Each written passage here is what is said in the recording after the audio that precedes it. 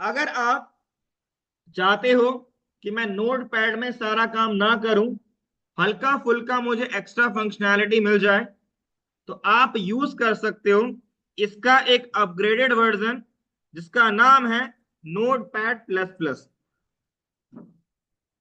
Okay, अब अगर हम देखें, इसको मैं क्लिक करता हूं और ये इसका आपका ऑफिशियल वेबसाइट है।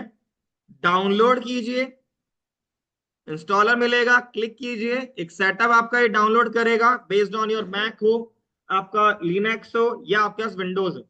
विंडोज में आपको डॉट ई फाइल मिलती है, मैक में आपका टार आता है, और लिनक्स में भी आपका जनरली टार ही आता है, गैस जो भी उसके पास है। डबल क्लिक करो, लिनक्स सीएलआई के थ्रू आप ऐड करोगे, जबकि आप मैक और विंडोज में जीयूआई के थ्रू आप इंस्टॉल कर सकते हो। यस किया, ओके। अब यहाँ पे नेक्स्ट नेक्स्ट करते चले जाओ। लाइसेंस एग्रीमेंट की बात करता है, तो आई कार्ड, लाइसेंस एग्रीमेंट की बात करता, नीचे जाके जो जिन्होंने को भेजा ना आई कार्ड लेके आओ भाई। तो लाइसेंस एग्रीमेंट की बात करेगा, उस बॉक्स को चेक करना और नेक्स्ट नेक्स्ट करना। मेरे पास पहले से इंस्टॉल्ड है, तो जब आप फाइनली हो जाएगा तो आप यहां जाके लिखो नोटपैड और इस पे जाके आइकन पे क्लिक कर दो। तो कुछ इस तरीके से आपको ये नोटपैड का आपको इंटरफेस मिल जाएगा। आपको यहाँ पे थोड़ा बहुत सही अच्छा आपको यूआई मिलेगा। आपको यहाँ पे नोटपैड के अकॉर्डिंग आपको क्या मिल जाएगा, आपको यहाँ पे थोड़ा फंक्शनैलिटी मिल जाएगा। ठीक है, ठीक है भाई, जिसको आप यहाँ पे यूज कर सकते हैं। अगर आपको नोटपैड को यूज नहीं करना है तो इसके अलावा आप यूज कर सकते हो सबलाइम को, सबलाइम टेक्स्ट एडिटर, आप इसको यूज कर सकते हो। डाउनलोड करने का सेम प्रोसेस है। ओके भाई, डाउनलोड फॉर विंडोज आ गया, पहले से क्लिक करो, सेटअप फाइल डाउनलोड करेगा, डबल क्लिक करो, परमिशन दो, नेक्स्ट नेक्स्ट करो, एक्सेप्ट लाइसेंस की बात करते हो एक्सेप्ट करो, आगे बढ़ो। ठीक है भाई, इसके बाद अगर हम बात करें, अगर आपको लगता है कि ये यूज नहीं करना, तो एक और है जिसका नाम है एटम टेक्स्ट एडिटर। एटम नहीं, एटम टेक्स्ट एडिटर, आप इसको भी ट्राई कर सकते हो। इसका इंटरफेस कुछ इस तरीके से दिखता है। ओके, और अगर आपको ये लगता है कि मुझे फीचर रिच एडिटर चाहिए राइट नाउ, आप जो भी इंडस्ट्री में भी काम होता है उसमें, और सबसे पावरफुल एडिटर की बात करें, तो वो अगर देखा जाए, ये क्या लिखा है, नाम क्या है तुम्हारा और क्या कोर्स लिया आपने आप के, बैठो भाई, गेट बंद करना। अगर आपको लगता है कि मुझे भाई सबसे पावरफुल टेक्स्ट एडिटर यूज करना है, तो वो है आपके पास यहाँ पे VS code. VS code is right now most powerful, आपके पास टेक्स्ट एडिटर या आईडीई है, आप इसको यूज कर सकते हो। बट याद रखिएगा, ये पावरफुल होने के साथ साथ बहुत हैवी भी है, लाइट वेट नहीं है, हैवी है। तो अगर आपका लैपटॉप का जो आपके पास आई थ्री या पेंटियम कुछ कोर है, तो भाई वहां पे हैंग करेगा। तो अगर आपके पास i5 है with latest generation, i3 with latest generation, और i7 विथ लेटेस्ट जनरेशन, या राइजन 3 या राइजन 5 या राइजन 7 है, सब लेटेस्ट जनरेशन वाले हैं, तो आपका वहां पे ये वर्क कर सकता है smoothly. But for react, next, ये तब भी हैंग कर देगा। इसीलिए बस HTML CSS जावा स्क्रिप्ट तक आपका ठीक चलेगा ही। क्लियर, उसके बाद आपका प्रोसेसर डिपेंड करता है, क्योंकि जो आप सॉफ्टवेयर यूज करोगे वो भाई हैवी होते हैं। जितना ज्यादा हैवी सॉफ्टवेयर होगा वो उतने तगड़े प्रोसेसर की डिमांड करेगा। क्लियर, कोई डाउट? चलिए, अब ये जो मैंने आपको बताए, ये सारे अभी क्या है, आप इनको यूज करना चाहो तो आपको फ्री ऑफ कॉस्ट यूज कर सकते हो। अगर आपके पास इन सारे सॉफ्टवेयर में का सोर्स कोड अवेलेबल हो जाए, साथ में आप उसमें चेंजेस कर पाओ, और एक भी पैसा आप जिस कंपनी ने उसको बनाया है, जैसे वीएस कोड को बनाया माइक्रोसॉफ्ट ने, अगर आप चेंज करने पे आप एक भी रुपए वीएस कोड पे कुछ भी इंटीग्रेशन करना हो करो, आपको अगर डेवलपमेंट आता है तो, और एक भी रुपए आप माइक्रोसॉफ्ट की कंपनी को नहीं देते हो, तो समझ जाइएगा वो ओपन सोर्स प्रोजेक्ट है। क्लियर? कोई डाउट? अब अगर हम बात करें मेरे पे पैसा है, मैं पैसे से एक पर्टिकुलर आईडी या सॉफ्टवेयर को खरीदना चाहता हूं जिसमें एक स्पेसिफिक क्या हो, आपके पास फंक्शनैलिटी अवेलेबल उसी चीज के लिए। पीएचपी तो पीएचपी के लिए, जावा तो जावा के लिए, डॉट नेट तो डॉट नेट के लिए, उसके बाद आपका यहाँ पे जावास्क्रिप्ट तो जावास्क्रिप्ट के लिए। मतलब ऐसा एडिटर जिसमें मुझे काम करने में आसानी हो और वो सारी फंक्शनैलिटी अकॉर्डिंग टू टेक्नोलॉजी दे दे। तो अगर आप चाहते हो एचटीएमएल सीएसएस जावास्क्रिप्ट पे काम करना, ऐसी टेक्नोलॉजी, ऐसा आपको सॉफ्टवेयर, ऐसा आपको टेक्स्ट एडिटर, ऐसा या आईडी जिसमें सब कुछ मिल जाए, बस मुझे अपना कोडिंग लॉजिक देना है, सजेशन भी दे दे, प्रोग्राम को रन करना वो भी कर दे, आउटपुट शो करना तो वो भी कर दे, मतलब आपको सब कुछ बिल्ड इन फीचर्स दे दे। तो उसमें पहला जो आता है, अगर आप पीएचपी करने के लिए आ रहे हो तो आप यूज कर सकते हो पीएचपी स्टॉर्म, क्योंकि पीएचपी में आपको एचटीएमएल सीएसएस जावास्क्रिप्ट की जरूरत पड़ेगी, तो आप इस आईडीई में आप यूज कर सकते हो एचटीएमएल सीएसएस जावास्क्रिप्ट को भी। अगर आपका पीएचपी है तो भाई सबसे पावरफुल अगर बोलूं तो वो यही है। वीएस कोड दो आपको चीजों में डिवाइडेड है। जब आप वीएस कोड को इंस्टॉल करोगे तो एक डिफॉल्ट आपका सेटअप मिलेगा, बट अगर आपको लगता है कि मुझे उसमें एक्स्ट्रा चीजों को यूज करना है तो आपको एक्स्ट्रा फंक्शनैलिटी को इंस्टॉल करना पड़ेगा। क्लियर? लेकिन अगर आपको लगता है पीएचपी के लिए मुझे सबसे बढ़िया, बताओ, आई कार्ड, पीएचपी अगर मुझे पढ़ना है तो उसके लिए बेस्ट है, but right now free of cost होने की वजह से, right now free of cost होने की वजह से सबसे ज्यादा वीएस कोड को यूज करते हैं। मैं भी आपको जो कोड करूंगा वो वीएस कोड में ही करके दिखाऊंगा, बट आप चाहो, अगर आपके पास पैसा है तो आप जेट बीन्स का पीएचपी स्टॉर्म को यूज कर सकते हो। अगर आपको लगता है कि मुझे ओनली जावास्क्रिप्ट से रिलेटेड काम करना है, एचटीएमएल सीएसएस जावास्क्रिप्ट, जावास्क्रिप्ट से रिलेटेड जो भी टेक्नोलॉजी है उस पर काम करना है, तो आप यूज कर सकते हो वेब स्टॉर्म को, जो कि बनाया जेट ब्रेन्स नहीं है। ठीक है? ये एक पेड है, बट फॉर जो पॉपुलैरिटी है किसकी, वीएस कोड के कारण सबसे ज्यादा वीएस कोड को यूज करते हैं। कोई भी न्यू कमर आता है, कोई भी इंडस्ट्री में जो कोडिंग सीखने के लिए आया है, लेट्स सपोज वेब डेवलपमेंट करने के लिए आया with the help of JavaScript या कोई भी टेक्नोलॉजी, तो वो क्या करता है, वीएस कोड इंस्टॉल करता है। VS code free of cost है, उसकी पॉपुलैरिटी के कारण ये नॉन कमर्शियल यूज के लिए फ्री है। नॉन कमर्शियल मींस कि आप जो भी आप इससे बनाओगे उससे आप एक सिंगल पैनी नहीं कमाओगे। जिस दिन आपने कमाना चालू किया, कुछ भी काम किया, भाई ये आपको मेल शूट करना चालू कर देगा, और हो सकता है कि आपके ऊपर कॉपीराइट का इशू भी डाल दें। ठीक है? जितनी बड़ी कंपनी है उतने बड़े लॉयर भी उनके पास है, तो ये मत सोचना कि तुम कुछ भी कर लोगे, नहीं कर पाओगे। इसीलिए ये नॉन कमर्शियल यूज के लिए फ्री है। अगर आप कमर्शियल यूज करना चाहते हो डेट इज पेड। ठीक है भाई? प्राइसिंग आप इसका देख लीजिएगा। ओके? अगर आप यहां जाओगे तो प्राइस देखो, तो इसका फ्री है फॉर नॉन कमर्शियल यूज।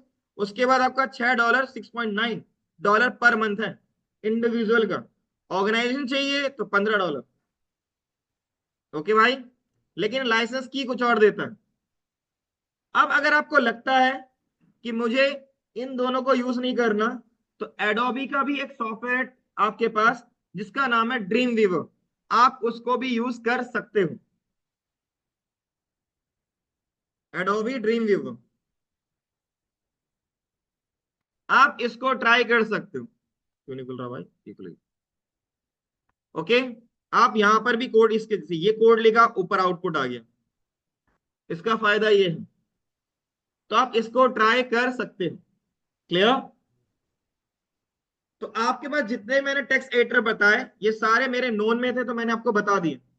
कुछ फ्री ऑफ कॉस्ट है तो कुछ पेड है। आपको जो मन करे आप यूज कर सकते हो। मार्केट में इसके अलावा भी टेक्स्ट एडिटर अवेलेबल होंगे, आईडीज अवेलेबल होंगे। हो सकते हो पेड हो सकते हो फ्री ऑफ कॉस्ट हो। तो जो भी आपका मन करे आप उसको अपने लैपटॉप कॉन्फ़िगरेशन के अकॉर्डिंग यूज कर सकते हो। क्लियर? जो भी आपका मन करे। डन? चलिए, इसके बाद अगर हम बात करें, अभी हमें क्या पता चला, एचटीएमएल क्या है। और हमें यही पता चला कि अगर आपको एचटीएमएल को लिखना है, कोड करना है, तो हमें सॉफ्टवेयर की जरूरत पड़ेगी। और वो तमाम जो मेरे को नॉलेज में थी वो सब मैंने आपको सॉफ्टवेयर के बारे में बता दिया। आपके लैपटॉप कॉन्फ़िगरेशन के अकॉर्डिंग जो आपका मन करे आप उसको यूज कीजिए। अब अगर हम देखें तो मुझे ये तो समझ में आ गया कि मैं टेक्स्ट एडिटर कौन सा चूज करूं, ये आपके ऊपर डिपेंड करता है। बट मैं जो आपको टेक्स्ट एडिटर पे काम करके दिखाऊंगा दैट इज वीएस कोड। मैं नोट पैड में आपको नहीं लिख के दिखाऊंगा। अगर आपको जो कोड मैं वीएस कोड में लिख रहा हूं, आप अगर चाहो तो उसे नोट पैड में लिख लीजिएगा, वो आपकी आपकी दिक्कत है, कोई दिक्कत नहीं। वो आप करिए, आपको नॉलेज मिल जाएगी कैसे हम कोडिंग करते हैं, खुद से कैसे लिखते हैं एक एक चीज को विदाउट सजेशन। आप उसमें सीख जाओगे। क्लियर? अब मैंने यहाँ पे क्या किया, वीएस कोड देखते हैं। ये आपका वीएस कोड है, इसको मैं क्लोज कर लेता हूं। ये आपका वीएस कोड है। हाँ, मैं इसमें जो भी आपको फ्रंट एंड टेक्नोलॉजी पढ़ाऊंगा वो सब को इसमें ही करके दिखाऊंगा। साथ साथ में अगर आपका नोड जेएस है तो मैं ही आपको गाइड करूंगा पूरा फ्रंट एंड बैक एंड, तो वो इसमें ही करके दिखाऊंगा। अगर आपका जावा है तो आपको रेस्पेक्टिव कोई ट्रेनर तो वो पढ़ाएंगे अलग, वो आपको कोई दूसरे टेक्स्ट एडिटर पढ़ाते तो वो उसमें कोई दिक्कत नहीं। आपका पाइथन है तो वो किसी और में पढ़ा सकते हैं। आपका अगर डॉट नेट है तो जो आपके ट्रेनर मिलेंगे वो किसी और टेक्स्ट एडिटर या आईडी में आपको पढ़ा सकते हैं, कोई दिक्कत नहीं है। बट मैं जो आपको करवाऊंगा वो सारा आपका यहाँ पे नोड में होगा, सॉरी इसमें वीएस कोड में होगा। अगर किसी का पीएचपी है तो उसको भी मैं ही गाइड करूंगा। मैं यहाँ मेरे सीनियर दो ट्रेनर यहाँ पे अवेलेबल है पीएचपी के लिए, जिसका भी बैच बनता है आप उसको ले लीजिएगा। ओके, चलिए। अब मैंने यहाँ पे क्या किया, मैं एक फोल्डर बना लेता हूँ आपका।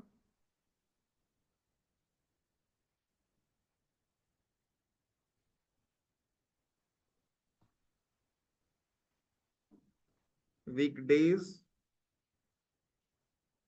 9:45 AM। उसके बाद मार्च ही लिख देता हूँ 2025। और इस फोल्डर को मैं वीएस कोड में ओपन कर लेता हूं। तो यहाँ पे क्या, मैं फाइल, ओपन फोल्डर, इस पे ओपन करेंगे। अब मुझे क्या करना है, जब कभी भी आप कोई भी एचटीएमएल का कोड करोगे तो आपको क्या करना पड़ेगा, सबसे पहले फाइल क्रिएट करना पड़ेगा। ओके, अब फाइल अगर आप क्रिएट करना चाहते हो तो आप यहां जाके फाइल क्रिएट कर लो यहां से। और आप ये काम वीएस कोड से करोगे तो भी कोई दिक्कत नहीं। अगर आप इस अगर आपका ये फोल्डर का पूरा नाम आपके पास अवेलेबल है जो आपके पास यहाँ पे था, अगर मैं यहां से कोई फाइल क्रिएट करता हूं तो ऑटोमेटिकली सेम फोल्डर के अंदर वो फाइल क्रिएट हो जाएगी और सेव भी कर देगा अगर आप सेव करोगे तो आप वीएस कोड से करो या डायरेक्टली वहां से करो, कोई दिक्कत की बात नहीं है। अगर आपको फाइल क्रिएट करनी है तो राइट क्लिक करो, न्यू फाइल पे चले जाओ। अगर आपको लगता है कि आइकन से करना तो इसे क्लिक करो। ओके, उसके बाद आपने यहाँ पे लिख देना है आपका जो भी नाम है, आपको जो भी फाइल का नाम रखना है वो रख सकते हो। फिर उसके बाद मैंने यहाँ लिखा डॉट।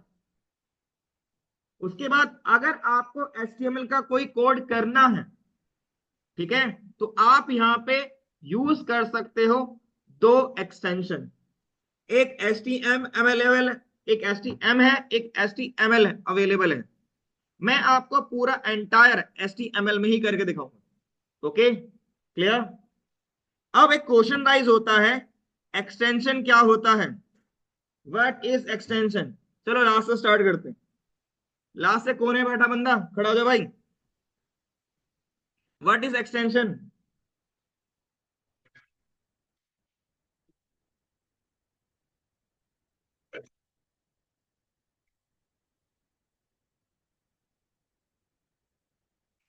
ओके, तो क्या फायदा उससे फिर?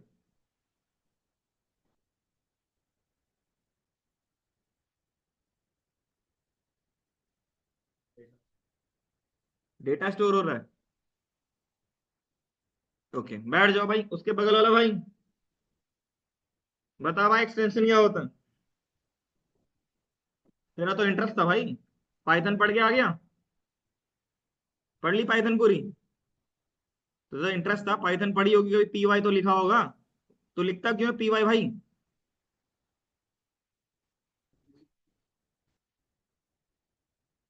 मैं भाई टीएक्सटी फाइल के अंदर पूरा पाइथन का कोड लिख दूंगा। और बता, तो क्या फायदा है उससे? मैं टीएक्सटी फाइल के अंदर पूरा कोड लिख रहा हूँ पाइथन का, क्या रन करेगा वो?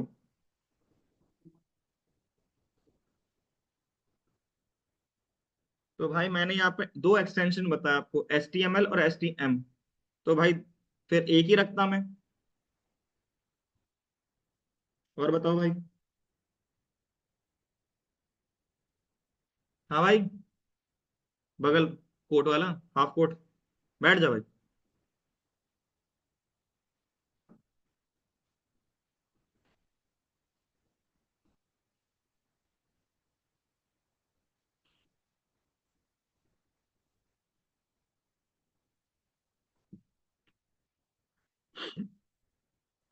बता भाई,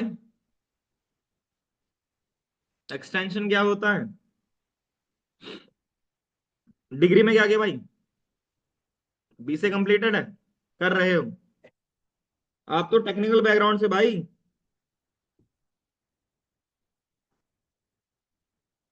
शांत कैसे बैठ गए? ऐसे आप एचआर के सामने ही बैठ जाना, ऐसे आप भाई उसके सामने ही बैठ जाना, जब इंटरव्यूअर आएगा उसके सामने ऐसे ही बैठ जाओगे, क्या जॉब मिल जाएगी आपको?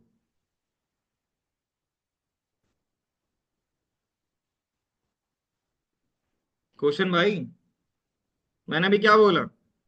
कभी कभार आपके इंटरव्यू में ऐसे सिली क्वेश्चन पूछे जाएंगे ना, अगर तुम्हें उसका मतलब नहीं पता है और तुम आईटी बैकग्राउंड से हो, भाई तुम्हारा कितना भी बढ़िया इंटरव्यू गया हो, ये समझ लो लास्ट बात पैकेज की थी, कि तुम्हारा पैकेज कितना मिलेगा, भाई वो भी नहीं मिलने वाला।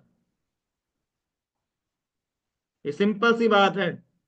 आप किसी भी इंटरव्यू में जाओ, जाते जाते जो क्वेश्चन पूछा, कभी कभार आपका पूरा इंटरव्यू हो गया, आपने रटे हुए थे क्वेश्चन उसने बता दिए, आपने उसे जो उसने बोला टेक्निकल वो करके भी दिखा दिया, लेकिन अगर आपने लास्ट में उसने ऐसा क्वेश्चन पूछ लिया जो बहुत ही बेसिक है, और अगर आप उसके बारे में नहीं जानते हो, तो सिंपल सा याद रखना, वो कभी एचआर से कॉल नहीं आएगा। ये रिटर्न में लिख के दे रहा हूं भाई, 50 से ज्यादा इंटरव्यू दे चुका हूं मैं, और मेरे साथ काफी कुछ हुआ है ऐसा। ये मैं सोच रहा हूँ कि मैं टीचिंग में ही रहा हूँ, मैं डेवलपमेंट में भी हूँ, और मैं फ्रीलांसर भी हूँ, मैं डेवलपर भी हूँ। तो ये चीज जो मैं बता रहा हूँ वो तुम्हारे फ्यूचर के लिए है। अदरवाइज बाहर निकलना, कोई भी इंटरव्यू आता है, ठीक है भाई, कोई भी इंटरव्यू आएगा, जाके पूछ लेना दोस्त, वहां पे बैठे हुए दोस्तों से, कि भाई कैसा इंटरव्यू गया, गाली देते हुए मिलेंगे ड्यूकेट। जो ड्यूकेट को सच में बता रहा हूँ गाली दे रहा है, उसने कभी कोर्स कंप्लीट ही नहीं किया। ये रिटर्न में लिख के दे रहा हूं मैं। और जो आप कोर्स करने के लिए आए हो, अगर आपने प्रोजेक्ट बनाया ही नहीं, कुछ कुछ अपने आप से कुछ एफर्ट डाले ही नहीं, तो भी आपको जॉब नहीं मिलेगी। और मैं डे वन से एक चीज बोलता हूं भाई, जो काम एआई कर देगा, अगर वही काम तुम करोगे, मैं सिंपल कह रहा हूं, आपको या तो जॉब मिलेगी, आपका कभी इंक्रीमेंट अच्छा नहीं होगा, आप ले ऑफ होने के चांसेस आपके सबसे ज्यादा होंगे। अगर आप की बात करें इंटरव्यू की, हो सकता है कि आपका क्रैक ना हो। ओके, ये है। तो इसीलिए बार बार एक चीज कह रहा हूं, जो गलती आपने 3 साल 4 साल में करी है, वो मत करो। नहीं तो भाई ड्यूकेट क्या, कोई भी आपको प्लेसमेंट नहीं दे सकता, साफ कह रहा हूं मैं, ये रिटर्न में है मेरे पास। आप यहां पर अभी 6 महीने तक रहोगे मेरे साथ, 6 महीने के आसपास में 3 महीने के अंदर आधी जनसंख्या गायब। अगर आपको फोटो खींचना खींच सकते हो, ऑनलाइन में अभी 11 स्टूडेंट्स हैं, ठीक है भाई, इसमें से आधे लोग गायब हो जाएंगे। क्यों भाई? बिकॉज उन्हें ना तो फंडामेंटल पता है, ना ही उन्हें कुछ डिजाइन बनाया है खुद से, ना ही वो जो मैं पढ़ा रहा हूं वो ढंग से समझ पा रहे हैं, या फिर वो घर पे जाके बस मौज मस्ती कर रहे हैं। फिर जो बचते हैं आधे, जेएस के बाद रिएक्ट खत्म होने तक वो आधे हो जाते हैं, क्योंकि जेएस उन्होंने मजे में पढ़ा होता है लेकिन मजे में पढ़ा होता है। एट लास्ट में जो बचते हैं जिन्होंने प्रोजेक्ट बनाया होता है, जॉब उन्हीं की ही लगती है और किसी की नहीं। कुछ लोग ऐसे भी आते हैं ड्यूकेट में जो कॉलेज टाइम पे पढ़ रहे थे, और वो ड्यूकेट में आके मात्र 2 महीने में जॉब लेके चले जाते हैं। ऐसे स्टूडेंट भी अवेलेबल है जिन्होंने पहले से ही प्रोजेक्ट बना रखा होता है, यूट्यूब से कहीं से ही पढ़ा होता है, यूडेमी बहुत जगह और सोर्सेस भी हैं, बस यहाँ पे आते हैं बस for placement purpose, that's it, बैठ जा। इसीलिए एक चीज को मैं बार बार आपको इसलिए दोहरा रहा हूं, अभी स्टार्ट हुआ है भाई, अभी गर्म खून है तो आप पढ़ोगे कि नया नया कोर्स है, पैसा दिया है। जिस दिन आप थोड़ा कम हो जाएगा आपके पास, जे स्टार्ट होगा, 1 1.5 महीना खत्म हो चुका होगा, खून थोड़ा ठंडा हो जाएगा, तब आप बोलोगे पढ़ लेंगे। और जिसने ये सोचा पढ़ लेंगे, भाई जॉब ना मिलती उसे। तो कुछ चीजों को ध्यान में रखो, बार बार एक ही चीज को बोल रहा हूं। हाँ भाई तुषार बोल, कौन है जो माइक ऑन करके बैठा हुआ था? प्रीति, आपने तो बता ही दिया, चलो कोई दिक्कत नहीं।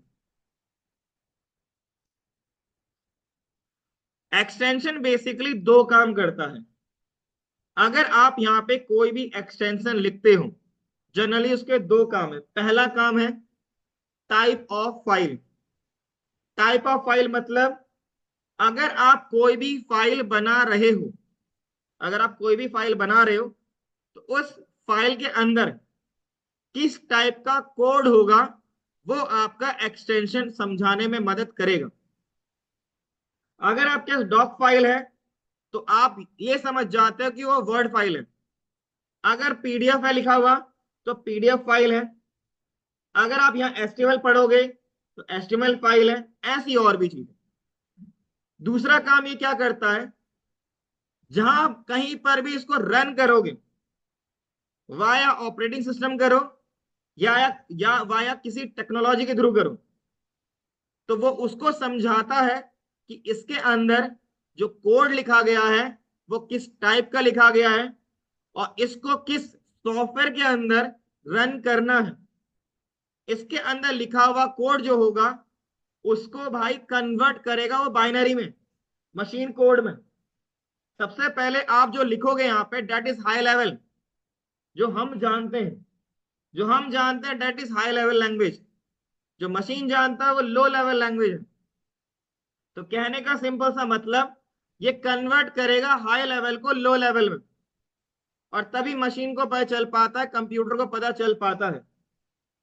और जो आपका कंप्यूटर है, जो आपका ऑपरेटिंग सिस्टम है, वो बेस्ड ऑन फाइल टाइप ये समझ पाता है कि इस फाइल को मुझे रन कहां करना है।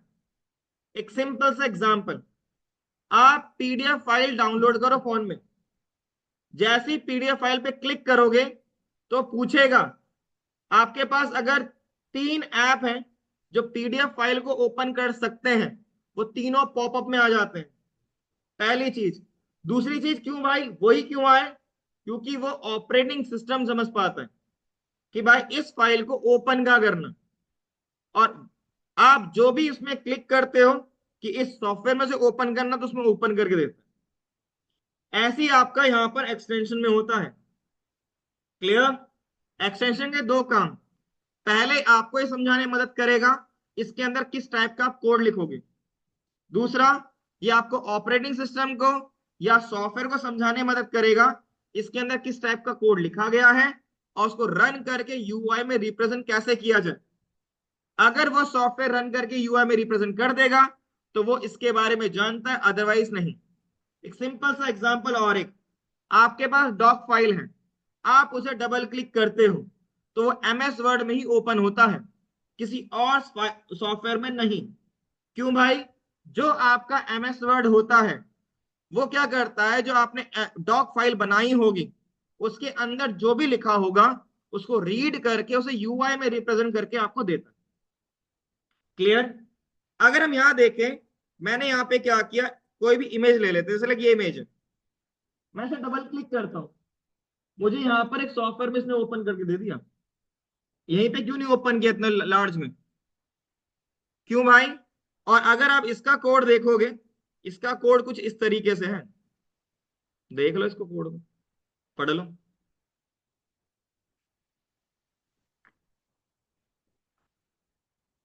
ठीक है भाई, इस कोड को लाइन बाय लाइन रीड करके उसको यूआई में रिप्रेजेंट करने की जिम्मेदारी या इसकी फंक्शनैलिटी, फ्लेक्सिबिलिटी बोल लो, इसके पास थी। और high level to low language conversion is known as parsing. Terms बहुत इंपॉर्टेंट होते हैं, जो टर्मिनोलॉजीज होती हैं आईटी इंडस्ट्री में बहुत इंपॉर्टेंट होती हैं। अगर आपको टर्म के बारे में पता है एक पल के लिए, और उसके बारे में नहीं पता उसका मतलब क्या होता है, तब भी आपका सिलेक्शन हो जाएगा। ये रियलिटी है। क्योंकि आप जब इंटरव्यू में जाओगे या आप कंपनी में काम करोगे तो वो भाई टर्मिनोलॉजी में बात करते हैं। जैसे आपका जो भी लाइव वेबसाइट होती है, दैट इज प्रोडक्शन पार्ट। जब आप लोकल टू सर्वर ट्रांसफर करोगे डेटा, दैट इज डिप्लॉयमेंट। वो डिप्लॉय करके बता ये बोलता है, वो ये थोड़ना पड़ेगा लोकल का जो डेटा उसको सर्वर में डाल, वो ये थोड़ना बोलेगा। जब आप समझ नहीं पाओगे तब वो चिल्ला के बोलेगा आप पे, अगर आप एक्सपीरियंस बंदे हो तो, वरना समझाएगा पहली बार। क्लियर? अब मैंने यहां लिखा हेलो वर्ल्ड। अब इसको मुझे रन करना है, यूआई में रिप्रेजेंट करवाना। तो अगर हम बात करें, आप कोई भी टेक्स्ट एडिटर यूज करो। Hello, hello, hello, yes sir. मेरे को यहाँ पर एक एचपी नाम से मिला, उसको मैंने वेटिंग में डाल दी। तो उसे पूछो कि तुम्हारा वो नाम क्या है, क्योंकि मैं बार बार बोल के थक चुका हूँ सर, इसलिए। क्योंकि नाम अगर है तभी तो ऐड करूंगा मैं। ओके।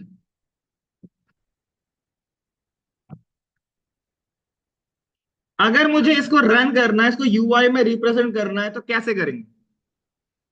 अगर आप कोई भी टेक्स्ट एडिटर यूज करते हो, एक्स वाई जेड कुछ भी यूज कर रहे हो, तो एक है आपका यूनिवर्सल तरीका जिसके थ्रू आप एचटीएमएल फाइल को यूआई में रिप्रेजेंट, उसके अंदर रखा कोड को यूआई में रिप्रेजेंट कर सकते हो।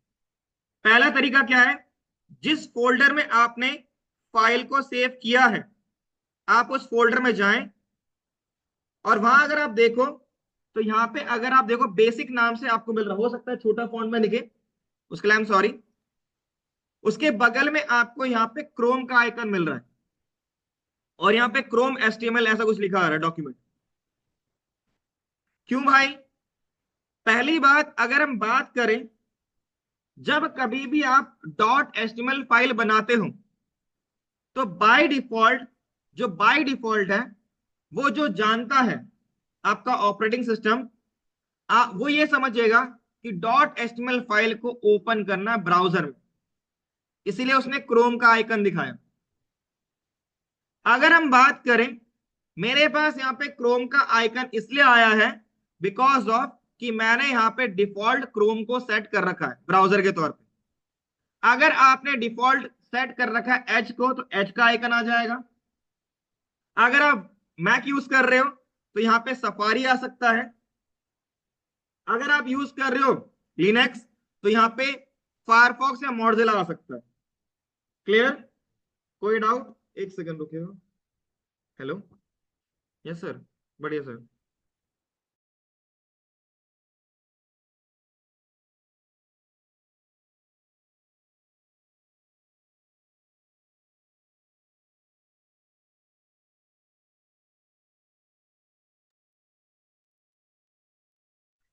ओके, अब मैंने यहां पे जाके डबल क्लिक किया, अगर यहाँ पे क्रोम होगा तो ये क्रोम में ओपन कर देगा, अगर एज होगा तो एज में, सफारी तो सफारी में, फायरफॉक्स तो फायरफॉक्स, ओपरा मिनी तो ओपरा मिनी, मॉर्जिला तो मॉर्जिला।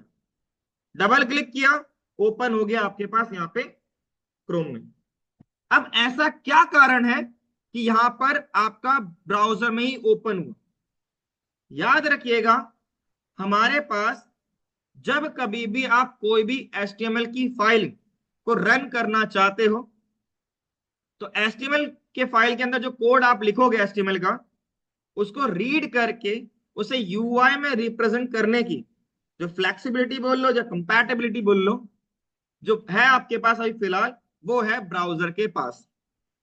अगर आपके पास ऐसा कोई सॉफ्टवेयर मिल जाए जो इसके कोड को रीड करके UI में रिप्रेजेंट कर सके, तो आप वहां पर भी इसको रन कर सकते हो। जैसे आपका PDF होता है, अगर आपके पास PDF मल्टीपल एप्स हैं, तो आप किसी किसी भी फाइल को किसी दूसरे ऐप में भी ओपन कर सकते हो। बट अगर हम बात करें, अगर आपको HTML को पढ़ना है, तो आपके पास एक ब्राउजर होना चाहिए और एक टेक्स्ट एडिटर जहां पे आप कोड कर सको, और UI देखने के लिए आपके पास ब्राउजर अवेलेबल होना चाहिए। बस इतनी रिक्वायरमेंट है यहाँ पे। क्लियर? कोई डाउट? अगर आप डबल क्लिक ओपन करते हो, डबल क्लिक से ओपन करते हो, तो इस तरीके से भी फाइल ओपन कर सकते हो। बट अगर आपको लगता है मैं VS कोड पढ़ रहा हूं या पढ़ रही हूं, उस पर काम कर रहा हूं, तो आप वहां पर से भी इसको क्या कर सकते हो, रन कर सकते हो। करने के लिए क्या करना पड़ेगा, मैंने आपको जैसे बताया था कि भाई बाय डिफॉल्ट कुछ कॉन्फ़िगरेशन VS कोड पहले से इंस्टॉल करे रखता है, बट कुछ चीजें एक्स्ट्रा फंक्शनैलिटी के लिए आपको क्या करना पड़ेगा, यहाँ पे इंक्लूड करना पड़ेगा, ऐड करना पड़ेगा। उसको करने के लिए सबसे पहले आपका सिस्टम कनेक्टेड होना चाहिए, किससे? आपके नेटवर्क से, नेट से। तो मैंने यहाँ पे क्लिक किया, ठीक है भाई। अब अगर हम देखेंगे तो ये आपको कुछ दिखाएगा, इसमें इंस्टॉल्ड ये है और रिकमेंड ये है। अब यहां जाके आपको क्या करना है, लिखना LIVE, लाइव। यहां पे आपको लाइव सर्वर, लाइव प्रीव्यू मिलेगा। इस पे क्लिक करोगे तो पहले से मैंने इंस्टॉल कर रखा है। अगर आपका ये इंस्टॉल नहीं होगा तो यहाँ पे इंस्टॉल का आपको आइकन मिल जाएगा। क्लियर? अब जब यहाँ पे क्लिक कर लोगे, लेट्स सपोज लाइव सर्वर यहां लिखा था, इस पे इंस्टॉल पे क्लिक किया आपने, और जब इंस्टॉल हो जाएगा तो आपका यहां पर अनइंस्टॉल का ऑप्शन आएगा। ये आपका इतना हो गया, इट मींस आपका ये आपका इंस्टॉल हो चुका। अब अगर आपको चेक करना है कि आपका प्रॉपर्ली इंस्टॉल हुआ कि नहीं हुआ, उसके लिए आपको क्या करना पड़ेगा, सबसे पहले बॉटम में जाओ, लिखा रहा है गो लाइव। अगर यहाँ पे गो लाइव लिखा आ गया, इट मींस कि आपका लाइव सर्वर प्रॉपर्ली सेटअप हो चुका है VS कोड के साथ। और अगर आपको दूसरा तरीका चेक करना है तो क्लिक कीजिए और open with live server, stop live server देखिए। ठीक है भाई, अगर ये एडेड है, इट मींस कि आपका लाइव सर्वर इंस्टॉल हो चुका है प्रॉपर्ली VS कोड के अंदर। क्लिक करेंगे और यहां पे ओपन करेंगे तो यहां पे आ रहा है हेलो वर्ल्ड लिखा हुआ। सेम ही काम किया जो काम आपका डबल क्लिक ने किया। अब दोनों में अंतर क्या है, थोड़ा बहुत इसको आइडिया ले लेते हैं। अगर हम देखें, मैं यहां पर इसको इसके एड्रेस बार पे लिखा हुआ क्लिक करता हूं, कॉपी करा इसको मैंने पूरा और यहां जाके पेस्ट किया। जब मैं डबल क्लिक कर रहा था तो भाई अगर हम देखें तो ये आपको पूरा पाथ बता रहा था मेरे ड्राइव से।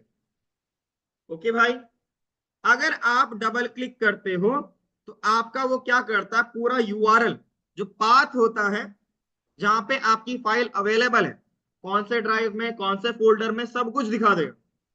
जबकि अगर आप लाइव सर्वर यूज करते हो तो आपके पास यहां पर जस्ट लाइक आपको URL मिलेगा।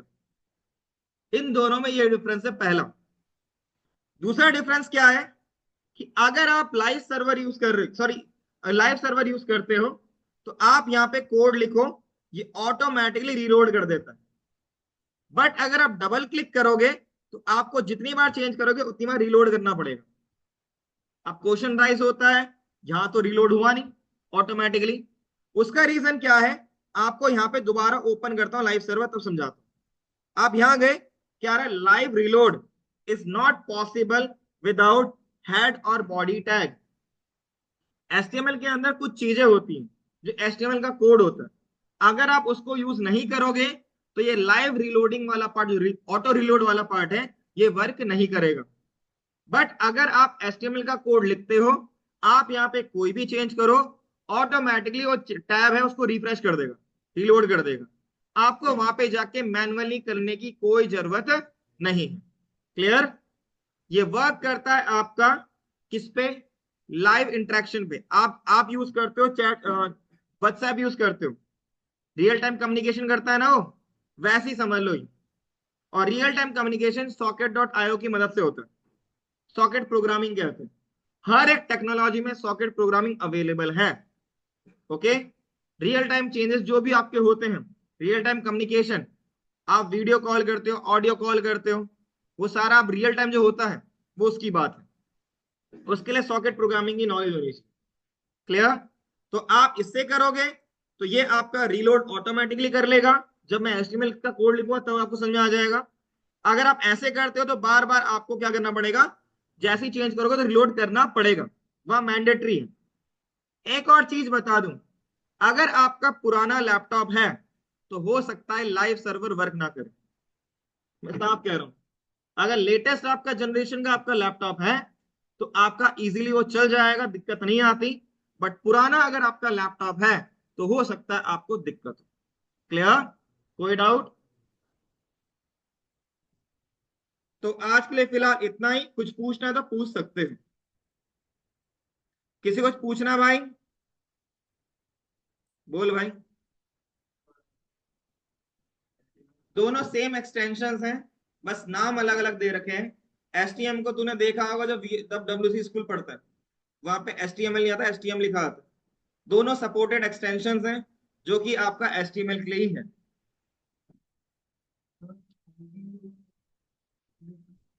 जो मैंने यहां लिखा था, क्या लिखा था, क्या लिखा था भाई, क्या लिखा था?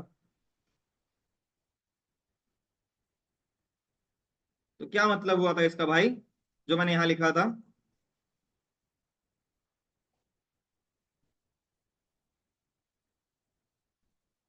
और कुछ? क्लियर? कोई डाउट? नहीं समझ में आया? क्या कर रहा था यहाँ बैठ के फिर भाई? मैंने इसको तकरीबन भाई 15 मिनट समझाया था, तब क्या कर रहा था भाई? मैं एक चीज दोबारा बता रहा हूं भाई, अगर मैं किसी टॉपिक को आधे घंटे पढ़ा रहा हूं, 1 घंटा पढ़ा रहा हूं, और तुम मुझे ये कह रहे हो कि सर दोबारा पढ़ा दो, आई एम सॉरी। अगर आप ऑफलाइन आए हो चाहे ऑनलाइन हो, भाई आपका कान आप खुला हुआ होना चाहिए, नहीं तो दिक्कत तुम्हें होगी, मुझे नहीं होगी। मैं साफ कह रहा हूँ चीज। जब मैंने यहाँ पे कोड और प्रोग्राम लिखा था, इसमें मैं ओनली कोड और प्रोग्राम ही बना सकता हूँ, लिख सकता हूँ, रन नहीं कर सकता। जबकि यहाँ पे कोड प्रोग्राम और रन तीनों कर सकता हूँ मैं। इन दोनों में ये डिफरेंस होता है। Dev C plus plus use किया कभी? सी प्लस प्लस कभी पढ़ा है? उसमें कौन सा एडिटर यूज करता था? वीएस कोड यूज करता था? उसमें कंपाइलर कैसे यूज करता था?